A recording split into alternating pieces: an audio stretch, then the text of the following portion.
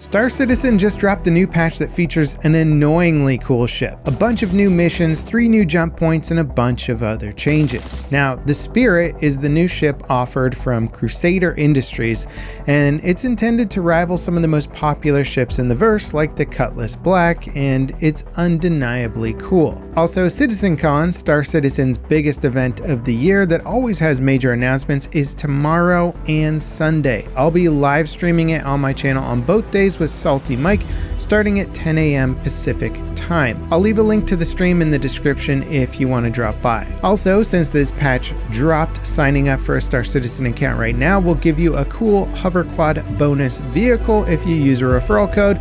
So if you're thinking about making an account, feel free to use my referral code here. Now back to the Spirit. The first variation of this ship, the A1, is a bomber. And as much as I want to dislike this ship because bombing has very little purpose right now, it's just too darn cool looking and functional. CIG is definitely getting better at ship design with more efficient layouts and convenient features. The rear door now shows a red ring around where the loading ramp will extend. This ring is actually physical light in the game. If you walk under it, your character will turn red, which is kind of cool.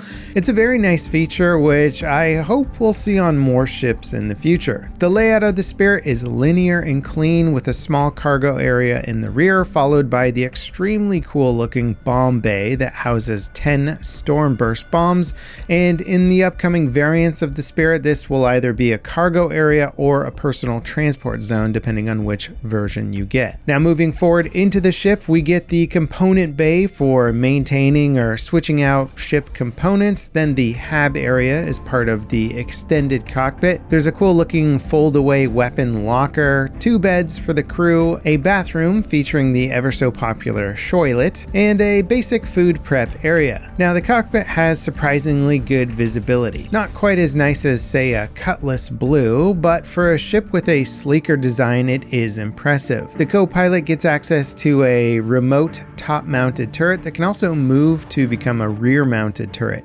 CIG really likes turrets that move on track systems for some reason. When in the rear position, I could see it being a cool dropship experience, covering troops as they dismount into combat or something like that. Now, the overall look of the ship is quite pleasing, and it handles really nicely in atmosphere. Most ships in this size category aren't that much fun to fly, but I gotta say the Spirit really is a lot of fun. The size of the ship might actually be a problem when it comes to combat though, as it presents a very large target when seen from above or below without much shield HP. Hopefully it can make up for its relative size and weakness with speed. I had no problem flying this thing low and fast, which might be necessary if CIG wants to create more involved bombing missions. Now speaking of bombing, the bombs are kind of like smaller versions of the A2's mega bombs. These look like they could do some real damage, but they are also pretty awkward to operate, just like the A2. The targeting system is pretty buggy with the UI not always showing up, and when it does show up, the actual bombing process is very low tech without any sort of self-guided bombs that you might expect from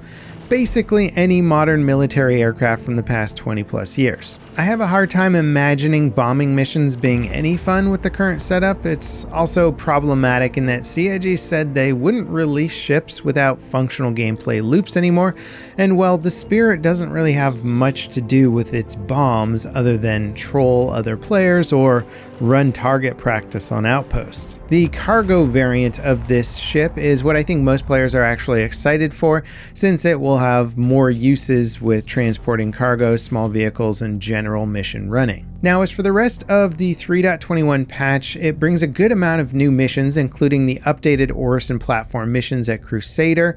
These came into the game a while ago, but had to be taken out for technical reasons, and these missions function fairly similarly to bunker missions, where you need to go in and repel a bunch of AI enemies. In this case, it's repelling a Nine Tails raid. The change of scenery, though, is quite nice, and flying through the gas clouds of Crusader just looks beautiful, as most of the time you don't really get an opportunity to experience the true beauty of this planet. But alas, it is hard to get too excited about this new mission when the AI combat performance is so dependent on the server overhead. If there's a lot of players in the game, or the server is kind of older and not performing well, the AI don't really do much. Sometimes they can be super reactive and challenging, and other times they're just simply brain dead. All that said, patch 3.21 is a weird one in that it's intended to be an iterative patch in which they will be separating the server replication layer at a future date. And that will represent a huge tech leap for the game. It's possible that once the server replication layer is separated, there will be much better crash stability from server crashes.